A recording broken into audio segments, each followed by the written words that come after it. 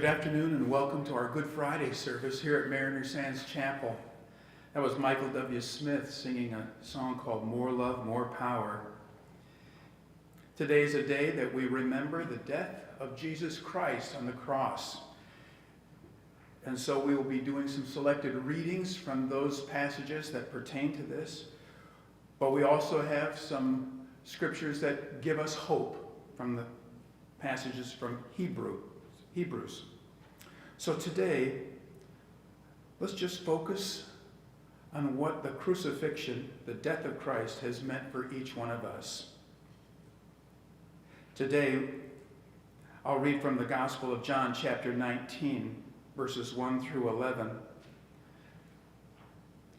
Hear the word of the Lord. Then Pilate took Jesus and had him flogged. The soldiers twisted together a crown of thorns and put it on his head. They clothed him in a purple robe and went up to him again and again, saying, "Hail, King of the Jews!" And they slapped him in the face. Once more, Pilate came out and said to the Jews gathered there, "Look, I'm bringing him out to you to let you know that I find no basis for a charge against him." When Jesus came out wearing the crown of thorns and the purple robe, Pilate said to him, "Here is the man!" As soon as the chief priests and the officials saw him, they shouted, "Crucify! Crucify!" But Pilate answered, "You take him and crucify him. As for me, I find no basis for a charge against him." The Jewish leaders insisted, "We have a law, and according to that law, he must die because he claimed to be the Son of God." When Pilate heard this, he was even more afraid, and he went back inside the palace. "Where do you come from?" he asked Jesus.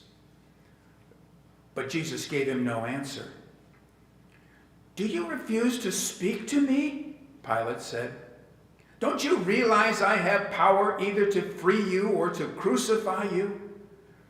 Jesus answered, "You would have no power over me if it were not given to you from above. Therefore, the one who handed me over to you is guilty of a greater sin." The word of the Lord. So just a brief message on this passage, especially from John.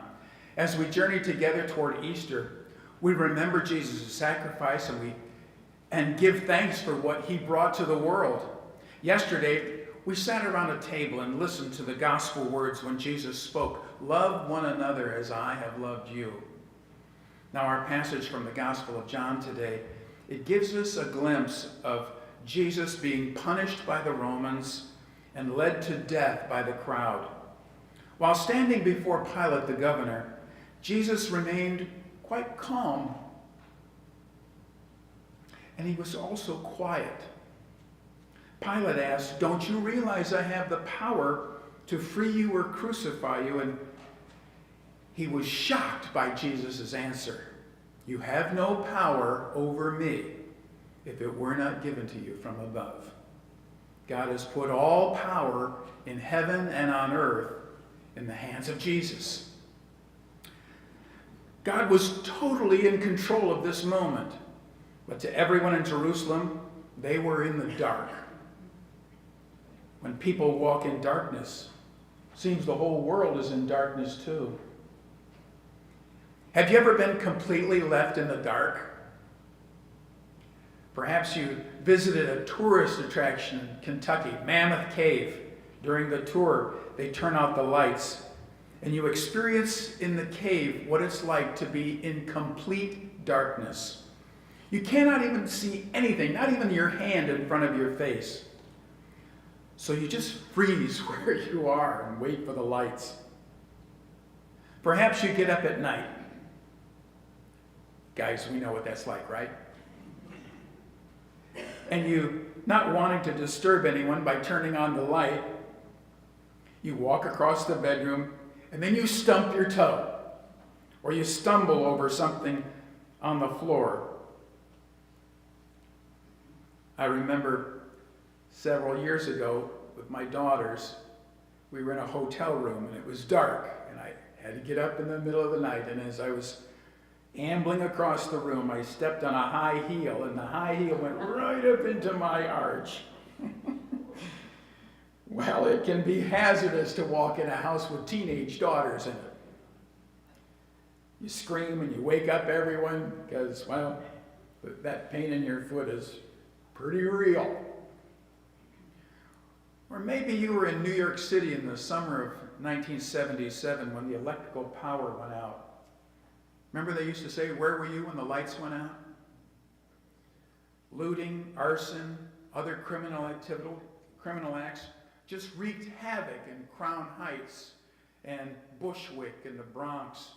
In each case, as a victim of the power of darkness, your ability to control is removed. You can't control your reality when it's all dark. There's nothing worse than even seeing your own darkness and admitting it to yourself. Perhaps you know someone who's gripped in the darkness of addiction or emotional negativity or cultural darkness where you just don't think anything's going to get better in this world. There's also another kind of darkness that invades our life. It's the darkness of anger and bitterness and resentment. This kind of darkness people live in for years. Well, how's that working out? The power of darkness has potential to destroy you. Jesus continued saying to Pilate, "The one who handed me over to you is guilty of a greater sin." Who was that? Who was that? That's the great accuser, known as the devil, or Satan, or the prince of darkness. On that Friday, from noon until 3, the Bible says in Matthew 27, everything grew dark. Everything was going in the devil's favor at that moment. Jesus was going to die on a cross for telling the world the truth, that he was the Messiah. The earth began to quake, and as Jesus watched it all happen from the vantage point of the cross, he did something that the darkness did not expect. He gave up his life willingly. And in doing this, he defeated the power of darkness. What a surprise. We read in the book of Colossians, Paul writes in chapter 1, verse 13, Jesus delivered us from the power of darkness and brought us into the kingdom of his dear Son. That all happened on a Good Friday. These terms of darkness and domain and kingdom, these are all warfare terms in the text. While Satan may have limited powers to control activities here on earth, Jesus has the legitimate power to rule everything. And there's nothing that can stop that power. Paul says before King Agrippa, when he's making his pitch to explain why he's being abused and mistreated for his faith, he talks to King Agrippa about what Jesus did. Before King Agrippa, he says, "I will rescue you from your own people and from the Gentiles.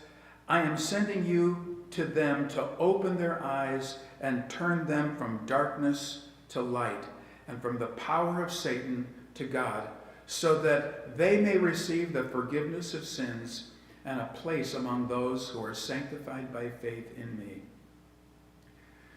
When Jesus stood before the temple guards on the night that he was arrested, he let them have their way. These are the words he said. Jesus said to the chief priests in Luke chapter 22, verses 52 and 53.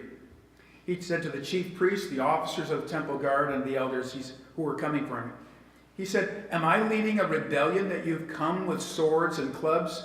Every day I was with you in the temple courts, and you didn't try to lay a hand on me." Key point, he says, "But this is your hour when darkness reigns." Jesus let them have their way.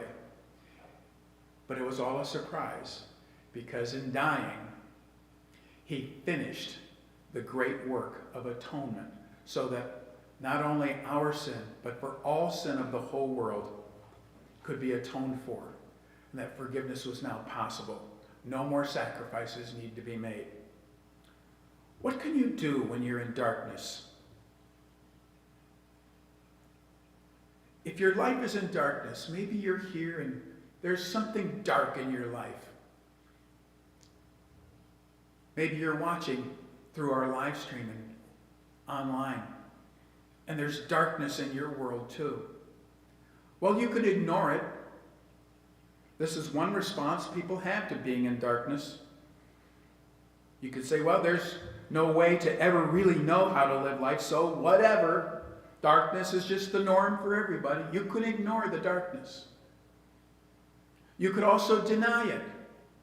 You could refuse to acknowledge the possibility that the reason you keep constantly bumping into things in your life is because you're in darkness. You could say, I know I keep bumping into things and making a mess of my life, but my beliefs they really work for me. They really do. I don't need God. I don't need some crutch in my life to make me feel better. You can just deny it. Live the darkness. Deny it its power. You can also compensate for it. People who are physically blind, they develop other senses more acutely so that they can compensate for what they lack. When we're spiritually blind, we can put other things in our lives in the position where God would otherwise be. You can use money, you can use possessions, you can use all kinds of things.